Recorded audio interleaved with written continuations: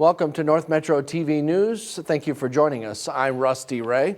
First up today, you've seen the commercials for companies that want to buy your insurance settlement for a discount.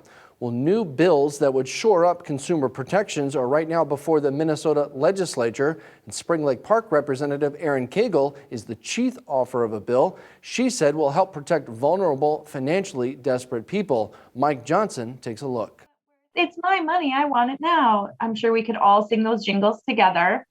And so those are the companies that we're talking about. At a virtual hearing on her bill, Representative Erin Cagle said everyone has seen those TV commercials for companies offering to buy structured settlements. For example, if you were in a car crash and an insurance company offers lifetime payments to take care of your medical needs, they might offer to buy your future payments at much less than you would receive. The worst part about it is they're taking advantage of vulnerable people.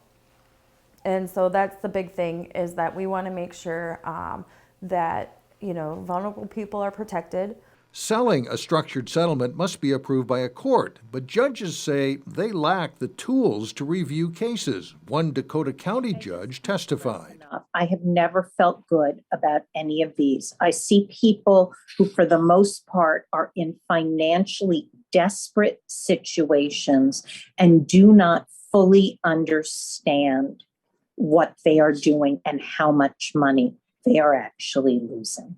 And Cagle says the trouble with lump sum payments is that they can tempt people to accept a fraction of the money they were awarded. These settlements were made for a reason. Something horrible happened to somebody that wasn't their fault, and it's affecting their livelihood and their future.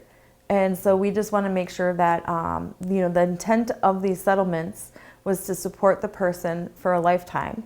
And we want to make sure that, they're not getting robbed of that. The legislation being proposed would not outlaw structured settlements, but instead strengthen protections that were outlined in a 1999 law.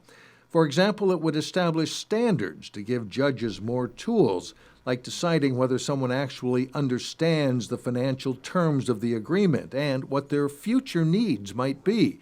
It would require jurisdiction in the person's own county, not a judge chosen by the company, and harassment is clearly prohibited. The bill would add an independent party to the courtroom, someone called an evaluator who could look at the proposed deal and tell a judge whether it's fair and reasonable.